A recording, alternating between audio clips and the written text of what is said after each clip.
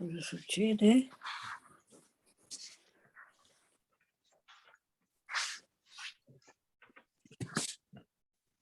Bene, bene. Direi che possiamo iniziare, quindi un benvenuto a tutti. Mi scuso se non mi potete vedere in video, purtroppo non mi prende il programma Zoom questa sera. Do il benvenuto a tutti alla nostra classe virtuale. Siamo alla 6ª lezione di questo corso previsto per 14 incontri e il corso è tenuto dalla nostra insegnante Giusy Bonacina del Ducato di Piazza Pontida. L'abbiamo presentata più volte, comunque in modo sintetico. È docente di lettere, pubblicista, membro della redazione del GUP del Ducato di Piazza Pontida, ma soprattutto è un'esperta del nostro dialetto. Il corso è organizzato in collaborazione tra l'Ente Bergamaschi nel Mondo e il Ducato di Piazza Pontida. L'Ente Bergamaschi nel Mondo, porto i saluti del presidente Carlo Personeni. Vedete qui Tiziano Piazza, che è l'addetto stampa della comunicazione dell'ente. Io purtroppo sono oscurato, sono il coordinatore e ovviamente portiamo anche i saluti del Duca Mario Morotti del Ducato di Piazza Pontida. Mario Morotti smiciatet. Il Duca Smiciatet. Ricordo appunto che il prossimo incontro sarà lunedì 7 marzo, sempre alla stessa ora, saltando quindi il prossimo lunedì in concomitanza con le vacanze per il carnevale.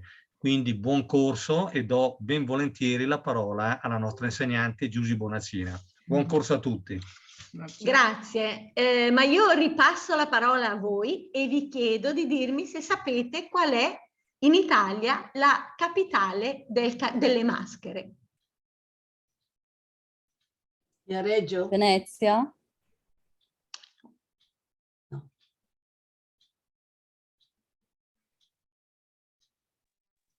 Venezia casomai lo è diventata, Viareggio lo è diventata per i carri, ma la capitale delle maschere, quella che nasce come capitale delle maschere, udite, udite, è Bergamo. Ah. Certo, perché? Perché ha 2 maschere che ricoprono un ruolo fisso nella commedia dell'arte e sono Arlecchino e Brighella. E se io vi domando quali e quante sono le maschere di Bergamo? Quante sono? 2. C'è anche lo Zani e il Gioppino. La Margì. Ah. Vi lascio andare avanti, voglio sentire cosa mi raccontate. C'è l'Arlecchino. Arlecchino, sì.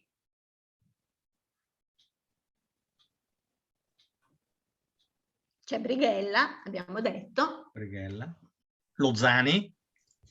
Vabbè, non c'è più lo Zani. Il Gioppino. Allora, no.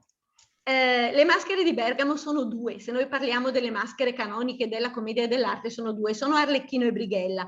Lo Zani, che venne prima di loro, non era una maschera, era un personaggio effettivamente esistito sul quale sono state costruite le maschere di Arlecchino e Brighella. Sono 2 Zani loro, quindi lo Zani, Arlecchino e Brighella sono esattamente la stessa cosa. Uno è un po' più vecchio senza avere una sua connotazione precisa e gli altri 2 invece poi sono arrivati con i loro nomi, quindi sono stati, si sono determinati proprio nella storia delle maschere, sono diventati famosissimi, ma le maschere di Bergamo sono 2, sono Arlecchino e Brighella. Qualcuno ha detto Gioppino e chi ha detto Gioppino ha trascurato un particolare di nessuna importanza. Gioppino non ha la maschera. Come fa a essere una maschera? And I thought, oh, I'll have to message him somehow on Facebook later and say, is everything all right? Posso continuare? Non mi sentite più? Sì, la sentiamo. Mi sentite? Sì, Perfetto. sentiamo bene. Allora, Gioppino non è una maschera, abbiamo detto, è un personaggio del teatro popolare di figura, cioè un burattino, cioè una testa di legno, una crapa de legno, come si dice in bergamasco. Arlecchino e Brighella arrivano a noi dal Cinquecento, la cinquecentesca commedia dell'arte, prima commedia degli Zani.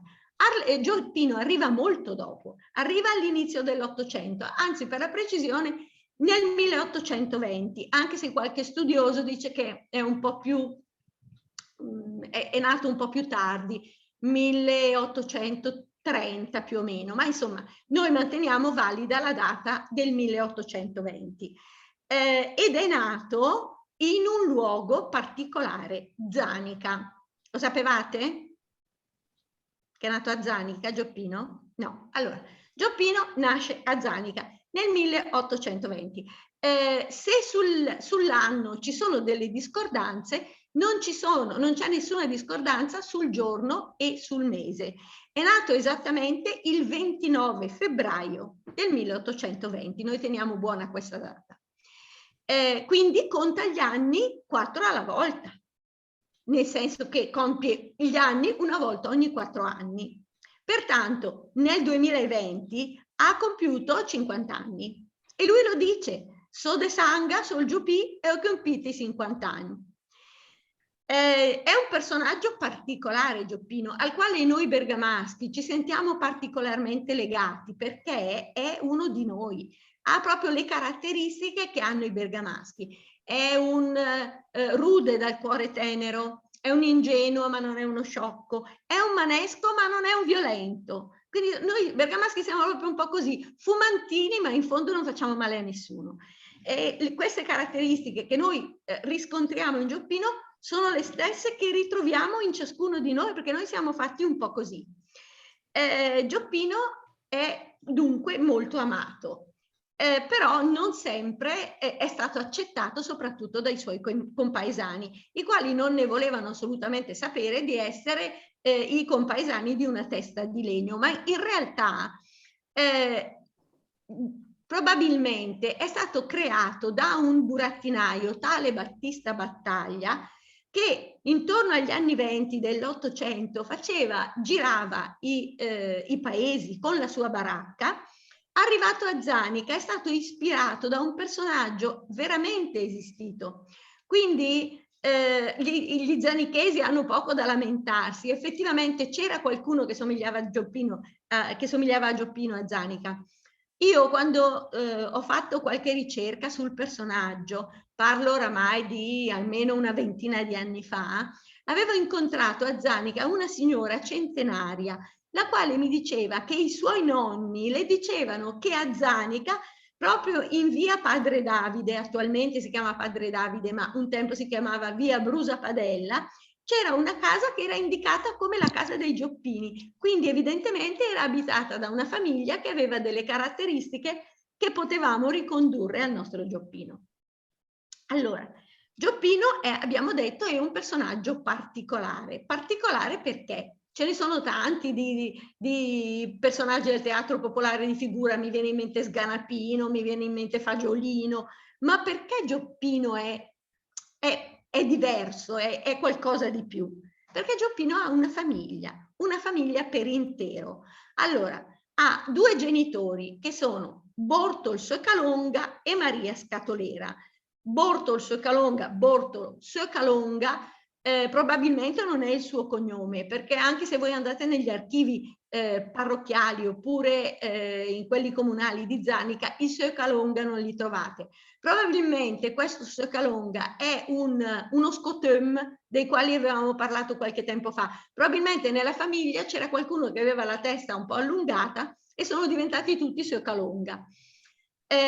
La Maria Scatolera, che è la moglie di Bortol Söcalonga ed è la mamma di Gioppino. Poi Gioppino ha anche dei nonni per parte di padre, che sono Bernardo e Bernarda, ma anche qui probabilmente anche questi sono dei soprannomi, perché noi a Bergamo, quando qualcuno ha un carattere un po' difficile, magari un po' scostante, magari è un po' così non ha voglia, non è molto socievole, diciamo, Madonna che Bernardo, che lei, che Bernarda, che lei, quindi viene da lì probabilmente. E poi ha un nonno da parte di madre che è il Giocondo Scatolera, che è il padre della Maria Scatolera, che ovviamente il nome, il soprannome è patronimico, quindi la Maria Scatolera lo ha avuto anche lei. Dunque ha 2 genitori, 3 nonni e poi ha una moglie, la Margherita, la quale gli ha dato almeno 2 figli, il piccolo Pisambraga e il Bortolide Sanga. Allora, il Bortolide Sanga è un bambino dotato di scarsissima intelligenza, quindi ha difficoltà davvero a scuola, le stesse difficoltà che aveva Gioppino, che non ha mai imparato a leggere, dice lui. E quando gli si domanda perché non sa leggere, Gioppino risponde che la colpa non è sua, ma che è stato colto mentre sillabava sdraiato in un campo da una mucca, e quindi mentre lui diceva A di ape, O di oca e di erba, la mucca, sentendo E di erba, gli ha mangiato il sillabario, per cui lui non ha più imparato a leggere.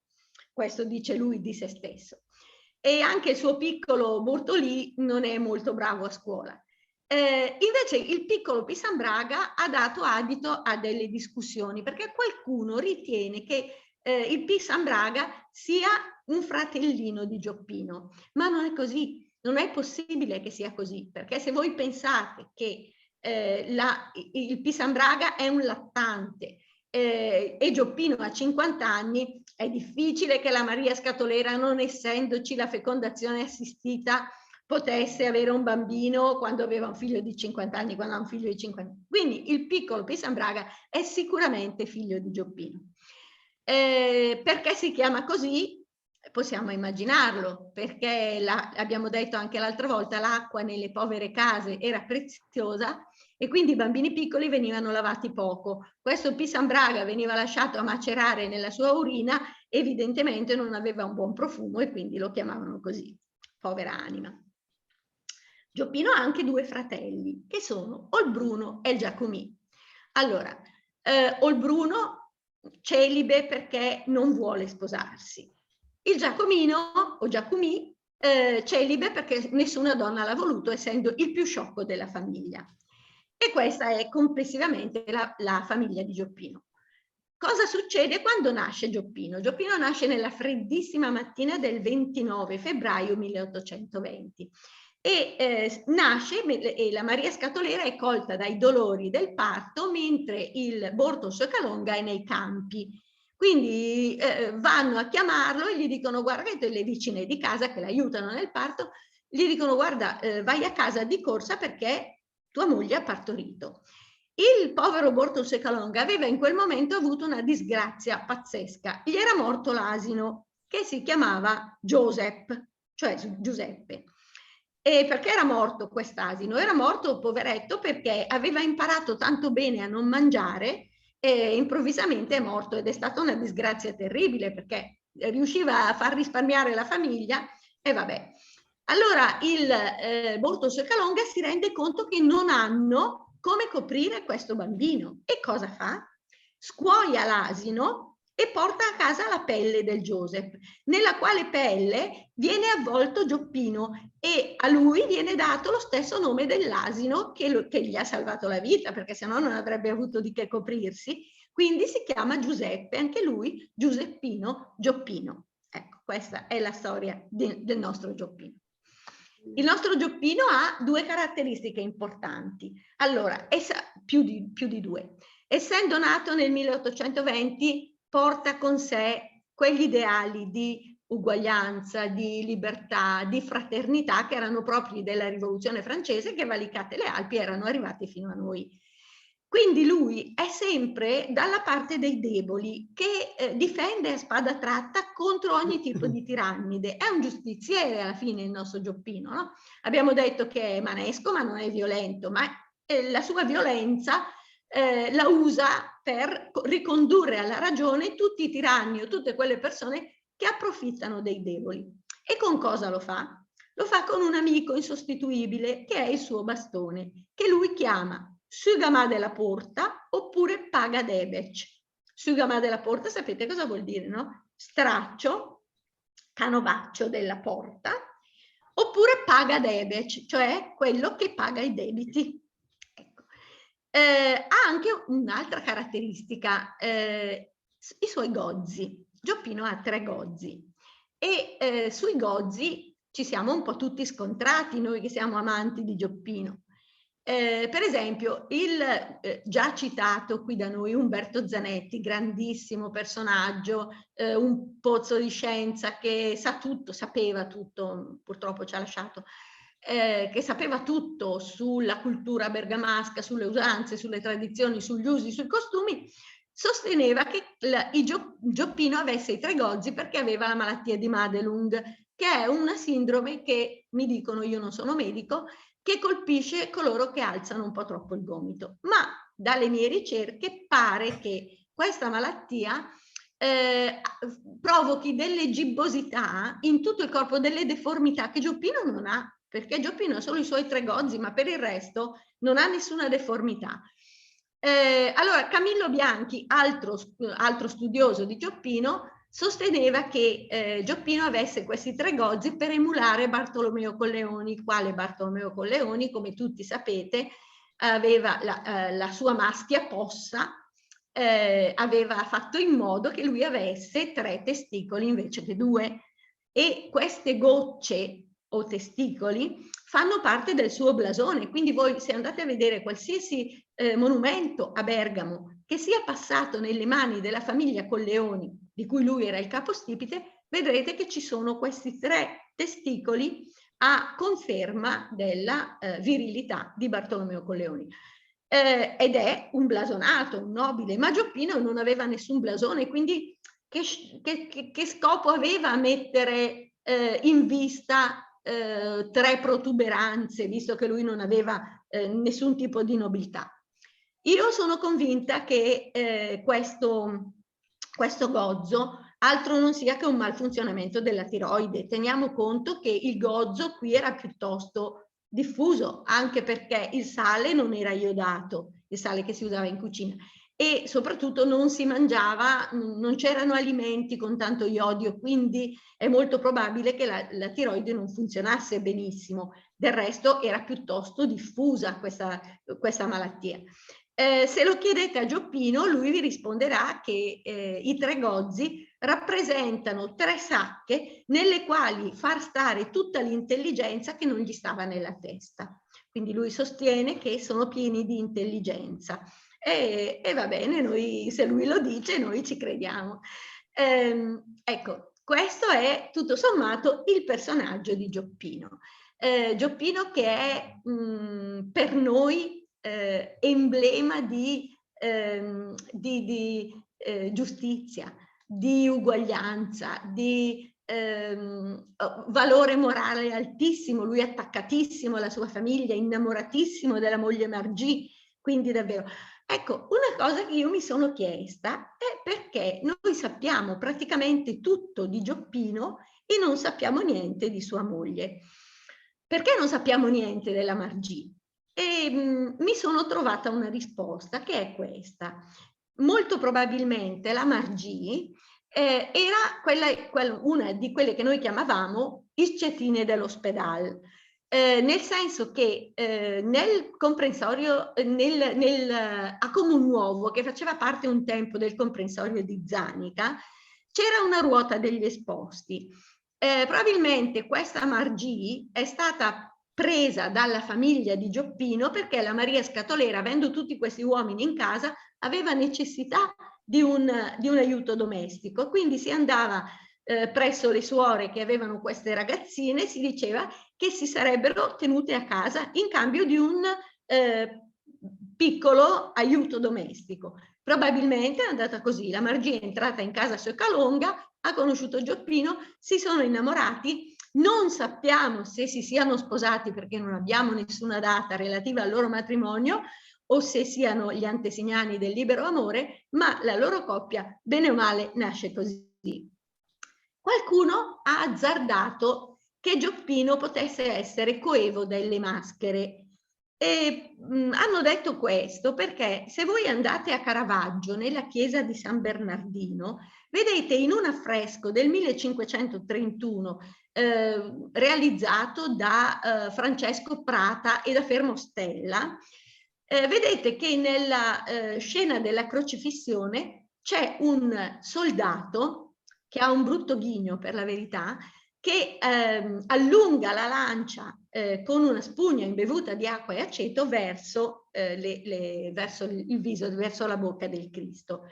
Ora, non è così. Allora, non può essere Gioppino quello che... Perché Gioppino non ci sta con i crocifissori, è troppo di buon cuore, non potrebbe mai. D'altra parte, se lui potesse vedere questo affresco, direbbe di questo soldato che lei è una brutta ghegna, o meglio che lei è una ghegna porca. È molto probabile che l'autore dell'affresco avesse necessità, per aumentare il pathos della scena, di mettere un brutto ceffo e quindi utilizza un gozzuto, perché d'altra parte di personaggi gozzuti nella Bergamasca ce n'erano tanti. Quindi sicuramente questo personaggio non è Gioppino. Gioppino non ci starebbe mai con i crocifissori. Allora, sembra incredibile, ma attraverso questa figura di Gioppino, contadinello, rozzo e ignorante, passa una buona fetta della storia del nostro paese. Non parlo della storia di Bergamo soltanto, parlo della storia dell'intera Italia. Allora, 1820 abbiamo detto nasce Gioppino. 1848, qui ci sono gli austriaci. Il burattinaio patriota Pasquale Strabelli ha allestito la sua baracca proprio in Piazza Vecchia e ci si è radunata intorno una piccola folla fatta di uomini, di donne, di bambini, soprattutto di anziani, i quali vanno lì perché Pasquale Strabelli non chiede niente come compenso per far assistere ai suoi spettacoli teatrali. La sua baracca è un teatro molto misero, molto popolare, e quindi qualcuno gli porta qualcosa, non so, qualche uova, qualche pezzo di formaggio, ma è tutto lì, lui chiede soltanto questo.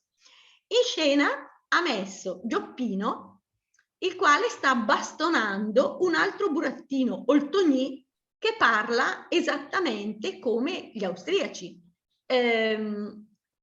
come gli austro-croati. Pasquale Strabelli non ha visto, o forse non ha voluto vedere, che in mezzo alla piccola folla che si è radunata intorno a lui ci sono 3 gendarmi austro-croati, i quali non capiscono niente di quello che dice Gioppino. Capiscono soltanto, perché lui parla solo bergamasco, capiscono solo che uno che parla esattamente come loro, cioè che storpia l'italiano esattamente come loro, le sta prendendo di santa ragione, e si dirigono verso la baracca intenzionati a far cessare la rappresentazione e a tradurre in prigione lo Strabelli. Ma la piccola folla, indignata, offesa, si stringe come un solo uomo intorno alla baracca e scalciando, sputando, graffiando, mordendo, riesce ad avere la meglio, e i gendarmi sono costretti a darsela a gambe levate. Pasquale Strabelli viene portato naturalmente in trionfo. Poco tempo dopo, siamo nel 1848, poco tempo dopo lo Strabelli, che frequentava l'osteria dei Tre Gobbi, osteria che vi ho già citato perché qui si radunavano le menti più creative, anche le più bizzarre dell'intera Bergamo, fa una scommessa con gli amici. Tutti sanno che gli zanichesi non amano essere considerati i concittadini di Gioppino. Quindi lui dice: ma se io sono riuscito ad avere la meglio sui soldati, figurati se non riesco ad avere la meglio sugli zanichesi. Assolutamente, voglio fare una rappresentazione in cui metto il nostro Gioppino che recita proprio sulla piazza principale di Zanica. E così fa. Allestisce la sua baracca nella piazza principale, e a un certo punto Gioppino si apre il sipario e Gioppino comincia a parlare dicendo: cari concittadini, ma non fa in tempo a dire queste parole che da tutti gli angoli della piazza arriva un rumore di strumenti, di attrezzi, sono vanghe, sono badili, sono rastrelli, sono i contadini che vengono a demolire la baracca e a far fuggire lo Strabelli, perché non ci tenevano assolutamente ad essere concittadini di Gioppino, tanto che quello che lui ha potuto contro gli austriaci non ha potuto contro gli zanicchesi. 1860, Unità d'Italia, Calatafimi.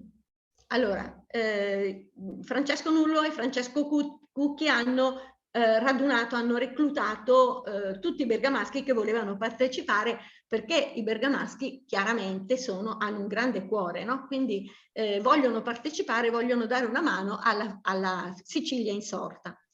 Francesco Nullo e Francesco Cucchi stanno arruolando un po' di persone e ne arruolano veramente tantissime. Raggiungono Milano addirittura in 500, ma soltanto 180 saranno ritenuti adatti ad entrare nell'esercito garibaldino. Entrano tutti in una sola compagnia, l'8ª compagnia, che non viene mai menzionata dagli storici che fanno la cronaca. Né il Pittaluga, né il Mario, né il Guerzoni non parlano mai dell'8ª compagnia. Per tutti le compagnie che formano l'esercito garibaldino sono 7. In realtà l'8ª compagnia c'era ed era costituita soltanto da bergamaschi. Perché soltanto da bergamaschi, mentre le altre compagnie radunavano uomini che venivano un po' da tutta Italia? Perché i bergamaschi non li capiva nessuno, si capivano solo fra di loro parlando il dialetto bergamasco. Quindi hanno necessità di stare tutti insieme, anche perché sanno di dover andare lontano e avere qualcuno che parla la tua lingua è di grande conforto. Comunque questa 8ª compagnia alla fine sarà riconosciuta da Giuseppe Garibaldi, che la chiamerà la Compagnia di Ferro dopo gli eroici fatti di Calatafimi. Allora, arriviamo a Calatafimi, 2500 uomini si fronteggiano. In mezzo, fra di loro, c'è un'area scoperta. C'è un momento di panico che potrebbe pregiudicare l'intera spedizione.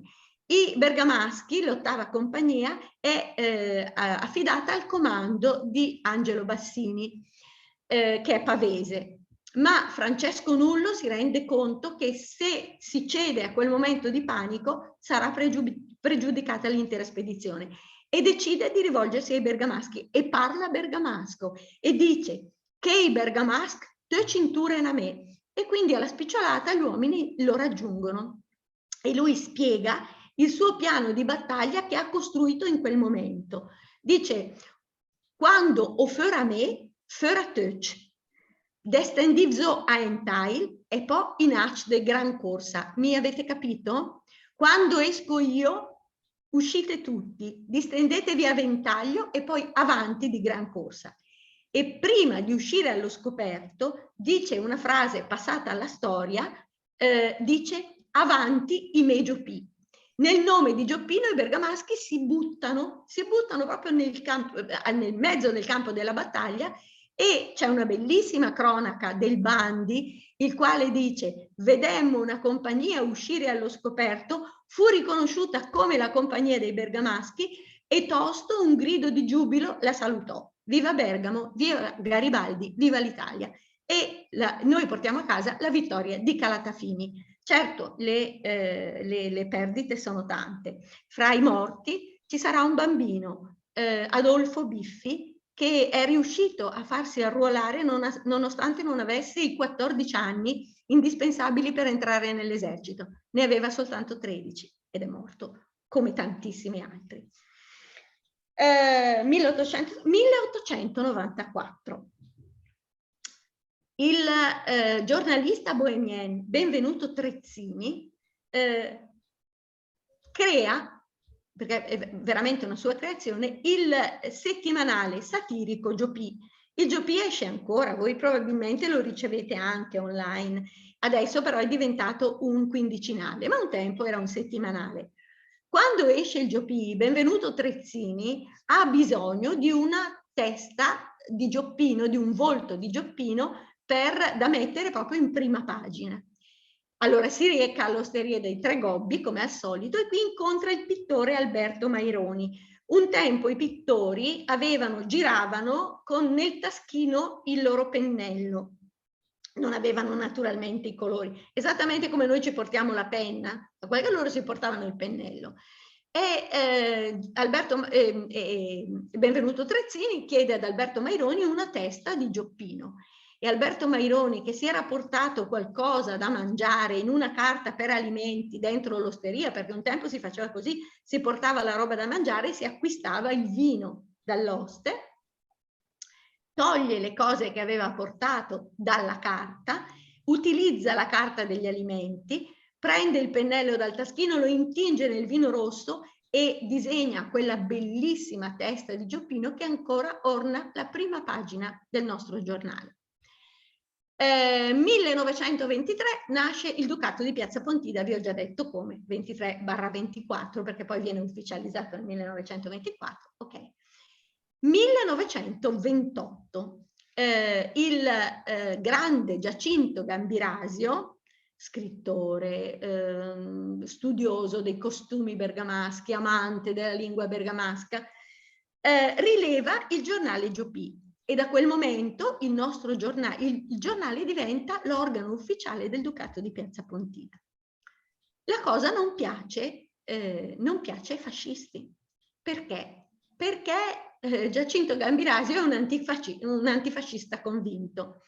Intanto, mentre sui palazzi della città si vedono i diktat dei fascisti, credere, obbedire, combattere, Giacinto Gambirasio tappezza la città di cartelli sui quali scrive "Vivi e lascia vivere", che chiaramente è un altro messaggio.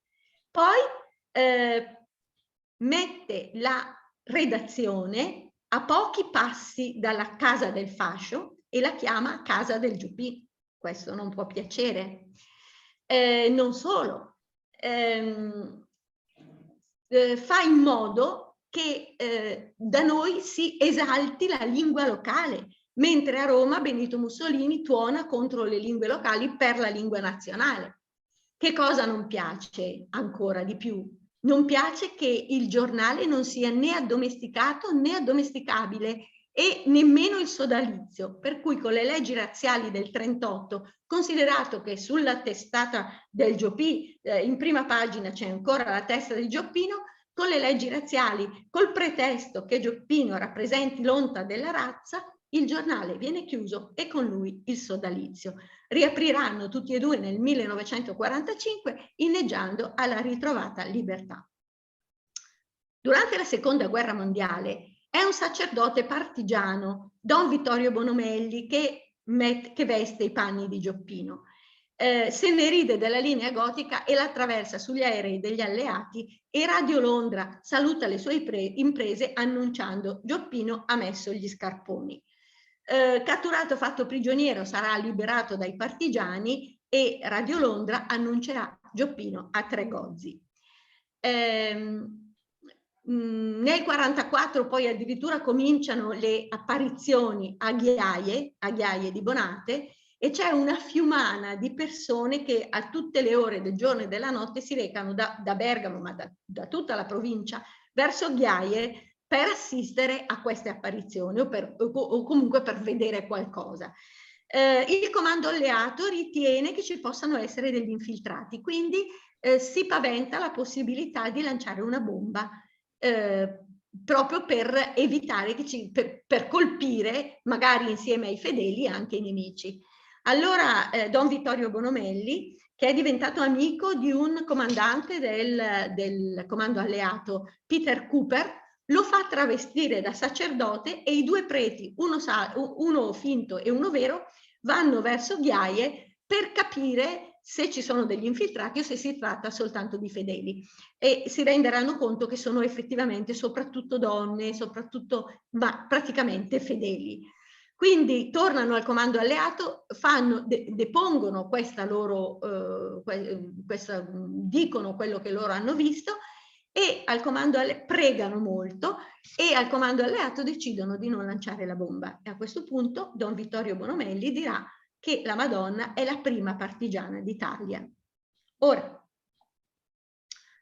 questa è un po' la figura di Gioppino. Gioppino, rude com'è, piace molto alle donne. Piace molto alle donne e i burattinai bergamaschi si sono tutti sbizzarriti nel fargli incontrare delle marchese, delle duchesse, delle contesse e addirittura la figlia del re. Però Gioppino è sempre molto innamorato della sua Margì e non cede. Vi dico quello che ha scritto Piero Astolfi nei versi del Giopa, quando la figlia del re si propone a Gioppino, no? E dice la figlia del re dice: "T'amo, Gioppin, di sguizzerato amore, salva io fui dal baldo tuo contegno, qual guideron darotti il mio cuore, al padre mio succederai nel regno." E Gioppino risponde: "Ed et cosa al vuol di ampasasco isciore? Di fare il rero io non sono degno. In prima sono ignorant compagn di bore, poi secondariamente golco de legno." E allora la figlia del re riprende, dice: "Pur timido, Gioppin, mi sei gustevole. Giammai a passeggiar congiunto andasti da solo a sol, dimmi col sesso debole?" E Gioppino risponde: "Petarga se son dac, porca pitaca." "E come mai? E con chi mai?" dice la figlia del re, "Gioppin ti promenasti?" E Gioppino risponde: "Di spesso per i prati con la aca." Cioè spesso nei prati con la mucca. Era l'unica compagnia femminile che aveva avuto e quindi non c'era trippa per gatti, non c'era posto neanche per la figlia del re. Ecco, questa è la figura di Gioppino. Io credo che fino a che ci saranno persone che si ricorderanno di lui, che lo riproporranno magari nei carnevali, magari raccontando la sua storia ai loro bambini, finché ci saranno persone che si interesseranno di lui, Gioppino non morirà. Ma se noi lo dovessimo dimenticare, beh, io credo che lui morirà con le parole del Gavazzeni, che sono queste: "E lui, ol Giopì, quando il tira sgarlet, signor al dis, perdunem se ho falat, el vaso in paradis, col so dialet." E questa è la storia di Gioppino. Se volete chiedermi qualcosa, se volete commentare questa storia, io sono qui e sono qui per questo. Bellissima, brava. Mi è piaciuto Grazie, molto. grazie. Che bello, che piacere. Bene. C'è qualcun altro che vuole, no, che vuole farmi i complimenti, per l'amor di Dio, Insomma, che merita, vuole... beh, grazie, però che magari vuole parlare o ha qualche curiosità su Gioppino o sulle altre maschere magari. Ma cosa vuol dire Margì? Per cosa sta Margì? Oh, perfetto, Margherita. bravissimo, grazie. Io non l'ho detto e vuol dire Margherita. Tutti quanti dicono vuol dire Maria. No, Margì vuol dire Margherita e questo suffraga anche la mia convinzione che si trattasse di una bambina abbandonata, probabilmente, che non aveva famiglia, nata da un rapporto illecito. Perché le bambine che erano nate così, a quel tempo non potevano permettersi di portare il nome di una santa o della Madonna, quindi non si potevano chiamare né Maria né Barbara né altro, dove ci fosse una santa. Avevano necessità di avere il nome di una cosa, in linea di massima di un fiore, quindi ci sono molte Dalia, molte Margherita, molte Viola. Ecco. Ma vale lo stesso per gli uomini? Cioè Giacinto, per esempio, che è un nome di fiore? Esatto, anche per gli uomini, anche se per gli uomini delle concessioni venivano fatte, perché per esempio i Giovanni si sprecano anche fra i bambini che non avevano, che non nati regolarmente, ecco, diciamo così. Ok, grazie.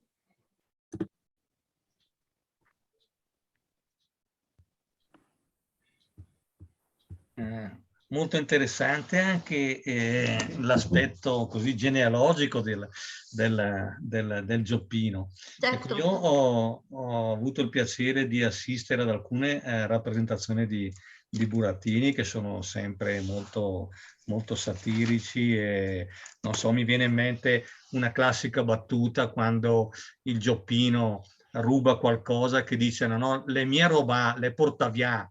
Ecco.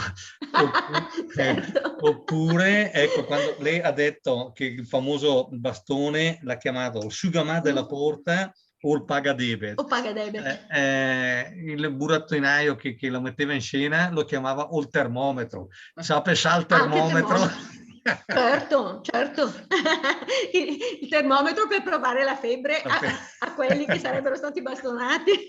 Certo. Sì, anche il termometro, scusate, io l'ho saltato, ma è vero, anche il termometro. Certo. E so che questo burattinaio poi ha messo in scena recentemente uno spettacolo, La carica dei Melayu, cioè Certo. riferito ai 1000 che da Bergamo, come detto, dopo erano 180 che sono partiti, ma la carica dei 1000 più uno perché c'è il Gioppino che va a dare manforte col suo termometro. Certo, molto, e molto il burattinaio... E il burattinaio, citiamolo perché è forse il migliore che abbiamo sulla piazza, e guardate che Bergamo ha una tradizione in baracca enorme, però attualmente secondo me se non è il migliore, è uno dei migliori, ma credo il migliore è Pietro Roncelli. Esatto, è lui. È lui. Sì.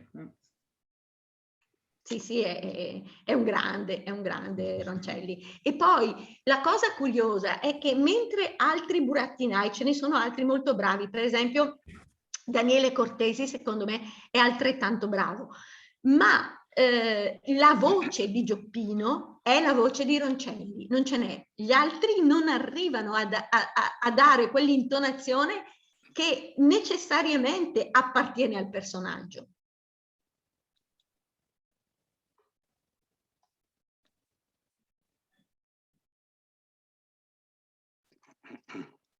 Io vedo sempre riferimento a Gioppino e Brighella. Sì, ma è l'abilità dei burattinai bergamaschi che li mettono insieme, ma sono di due mondi diversi. Brighella fa parte delle maschere della commedia dell'arte, è uno Zani come Arlecchino, e allora di Brighella nessuno ci dice che sia un demone, mentre di Arlecchino pare che sia proprio, allora, Dante quando scrive, quando lo inserisce nella commedia, nella quinta bolgia, l'Alichino dantesco, è perché ha studiato la mitologia e quindi Arlequin, e Arlecchino porta proprio il corno sulla testa. Arlecchino e Brighella, io vorrei avvicinare, ma non oso farlo perché non sono nessuno per farlo e nessuno l'ha fatto, io vorrei avvicinare Alichino e Calcabrina, Arlecchino e Brighella, che sono poi due servi dell'inferno, che sono i servi di Malacoda. Ma Gioppino non c'entra niente.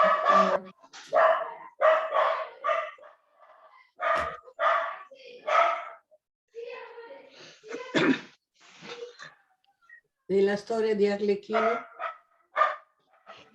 Arlecchino appunto viene un po' da lì. Arlecchino, allora, è uno Zani, e gli Zani erano i lavoratori bergamaschi che portavano la loro manodopera nelle altre città, Venezia piuttosto che Genova, piuttosto che sono andati un po' dappertutto. Arlecchino in particolare arriva a Venezia, ma arriva a Venezia come Zani. E chi erano gli Zani? Erano dei personaggi molto legati alla terra di Bergamo. La terra di Bergamo loro ce l'avevano proprio dentro. Si spostano soltanto perché hanno necessità di lavorare. E perché si chiamano Zani? Perché quando gli nasce un figlio o loro stessi davano il nome delle parrocchie, che qui da noi sono tantissime, che sono dedicate a San Giovanni. Quindi si chiamano tutti Giovanni. Giovanni, per noi bergamaschi Gioan, arrivano a Venezia Zani. Ecco. Gli Zani sono questi. Poi Arlecchino diventa Arlecchino quando ci si mette di mezzo Goldoni, perché vabbè, insomma, le caratteristiche di Arlecchino, del nuovo Arlecchino, sono quelle che gli ha dato Goldoni. Quelle precedenti sono quelle degli Zani, gli Zani che lavorano tanto, che si esprimono in maniera incomprensibile per i veneziani, che hanno questi suoni gutturali, che si muovono sgraziatamente perché portano dei carichi enormi, sono dei grandissimi lavoratori. Quindi i veneziani, soprattutto i polli delle nobili famiglie veneziane, quando si rendono conto che questi personaggi fanno ridere, li trasformano in attori di strada. È così che nasce Arlecchino, è un attore di strada. Poi naturalmente arriva Carlo Goldoni, lo ingentilisce. Perché? Perché Carlo Goldoni viene a Bergamo e allora qui bisognerebbe fare un passo indietro. C'è tanta gente che dice no, ma Arlecchino non è bergamasco, è francese. No, Arlecchino è bergamasco, e ce lo conferma Goldoni, che quando viene a Bergamo scrive a sua madre e le dice: volevo visitare la città degli Arlecchini, e si aspettava di trovare degli Zani che parlassero male, che fossero sgraziati, che in qualche modo facessero ridere. In realtà quando arriva a Bergamo ed è ospitato in casa Bonfadini, che lui conosceva già per avere lavorato questo podestà, Francesco Bonfadini, con il quale lui aveva lavorato a Venezia, Francesco Bonfadini lo ospita, e Goldoni si rende conto che la buona borghesia bergamasca non soltanto è fatta di persone assolutamente civili, che non hanno quelle caratteristiche sgraziate che lui pensava di trovare a Bergamo, ma che i loro stessi servi sono delle persone civilissime, e cambia vedendo questo, cambia la figura di Arlecchino in una figura più aggraziata, che è quella che noi conosciamo, tra lazzi e frizzi e salti, quindi con un corpo molto atletico, molto agile, cosa che gli Zani non era. E il vestito che ha addosso? Allora, il vestito che ha è sempre ricavato da quello che era il vestito degli Zani. Il vestito degli Zani era un vestito bianco, i servi erano proprio, si riconoscevano immediatamente perché avevano un vestito bianco, con una casacca lunga, con i pantaloni larghi, che poi è rimasto anche il vestito di Brighella. Se poi lui ha invece le losanghe, le passamanerie verdi. Ma questi poveri Zani dovevano arrangiarsi, non avevano tanti vestiti, quindi quando un vestito si rompeva ci mettevano sopra una toppa di un altro colore. Nasce così il vestito di Arlecchino, che poi diventa bello perché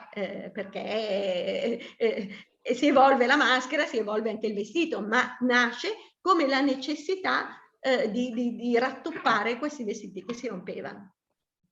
Grazie.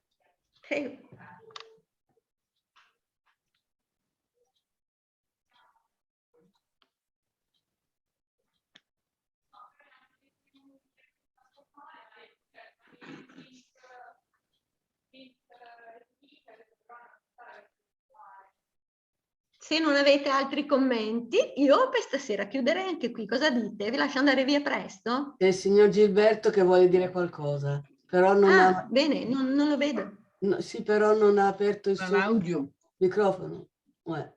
Deve aprire il microfono.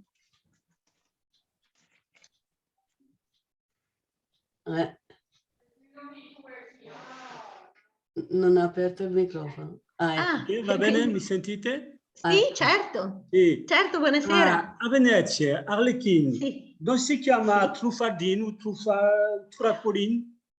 Sì, Trapolino, Truffaldino, ma ce ne sono moltissimi di nomi, ma in realtà è Arlecchino. Arlecchino. Sì, anche a Venezia è Arlecchino. Poi tutte le caratteristiche, per esempio lui è uno che volentieri rubacchia, quindi Truffaldino, sì, ma ce ne sono tantissimi di nomi. Pedrolino anche, ma non è questo, il nome è Arlecchino. Grazie. È sempre Arlecchino.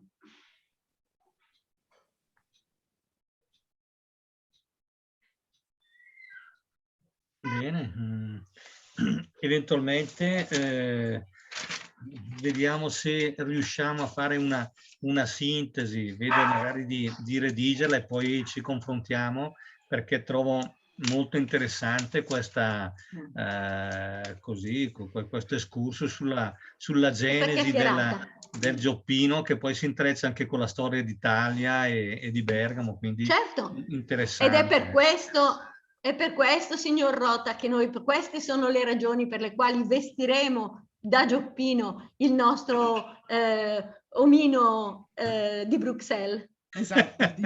Sì, vabbè, non l'ho detto, ma effettivamente ecco, abbiamo questo progetto come Circolo Bergamaschi di Bruxelles di vestire il simbolo della città di Bruxelles, che è un bimbo che fa la pipì come gesto, perché la leggenda dice che avrebbe spento la miccia di una bomba e quindi salvata la città. E questa statuetta, che è piccola, sarà circa una quarantina di centimetri, che è meta di tutti i turisti, proprio simbolo vicino alla Grand Place di Bruxelles, può essere vestita, indossare dei costumi che vengono donati dalle associazioni. Quindi noi adesso stiamo pian piano perfezionando tutto questo dossier per avere la disponibilità, grazie al Ducato di Piazza Pontida e alla collaborazione di una scuola professionale di Bergamo che confezionerà il vestito, e poi cercheremo di realizzare un duplice evento. Quindi a Bruxelles arriveranno, ci auguriamo, le autorità locali bergamasche, che verranno invitate a una cerimonia ufficiale al comune di Bruxelles, perché il costume poi verrà esposto e verrà indossato alla statuetta, e poi farà parte del museo della città, museo specifico di questi costumi, del Mannequin Piece, che ormai sono più di 1 migliaio. Ecco, e pensiamo di creare a nostra volta prima un flusso delle autorità di Bruxelles, quindi una sorta di gemellaggio così informale tra le autorità anche di Bruxelles e di Bergamo, in vista anche del 2023, quando Bergamo e Brescia saranno le capitali della cultura d'Italia. Ecco. Speriamo di riuscire a realizzare questo progetto nella primavera prossima, però stiamo aspettando la disponibilità. Quindi grazie all'insegnante Giusy Bonacina che ha anticipato, c'è questo progetto. Mi dispiace, scusate, ecco. Ho fatto una rivelazione che non dovevo, mi dispiace. No, ha fatto benissimo. Già il Mannequin Piece è stato vestito col costume dell'Arlecchino, e quindi a questo punto abbiamo pensato di proporre il costume del Gioppino, che è tipico proprio nostro bergamasco, e il Mannequin Piece non è ancora vestito. Quindi alla data non avremo la conferma, sarete tutti invitati a Bruxelles. Che bello! Vi terremo aggiornati. Sapere, perché io sono già a Bruxelles, vengo volentieri. Ecco. Bene. Perfetto. Bene. Quindi bene, grazie. Non so se signora Bonacina, chiudiamo così salutando tutti, certo. Ringraziamo e diamo appuntamento allora al 7 marzo, saltiamo una settimana. Ecco, così avremo modo di inviarvi una sintesi di quanto ha detto l'insegnante. Bene, grazie ancora. Grazie, buonasera. Grazie mille. Grazie a voi. Buona serata a tutti. Buona serata a tutti. Buonasera. Ciao a tutti. Vederci. Ciao, grazie. Arrivederci. Ciao a tutti. Ciao. Ciao a tutti. Saluti. Saluti a tutti. Ciao, ciao, ciao, ciao, Buonanotte. ciao Mario. Ciao, ciao. Ciao Nadia. Ciao Mauro, ciao a alla tutti, prossima. buonasera. Grazie, Ciao a ciao, tutti. Mauro. Ciao a tutti. ciao, ciao, ciao. Ciao, Ciao Tiziana. Tiziana, ciao a Ciao tutti. Mauro, ciao Silvana. Ciao, ciao, ciao. Michele, ciao. Ciao a tutti, buona serata. Ciao, Grazie. ciao. Ciao Michele. Romanella, buona Ciao. serata. Sta in gamba, Mm. fa pulito. Fa pulito proprio. Signor Cornali, buona serata. Signora Saluti. Emanuele, altrettanto. Saluti. Buona serata a voi, grazie. Alla prossima.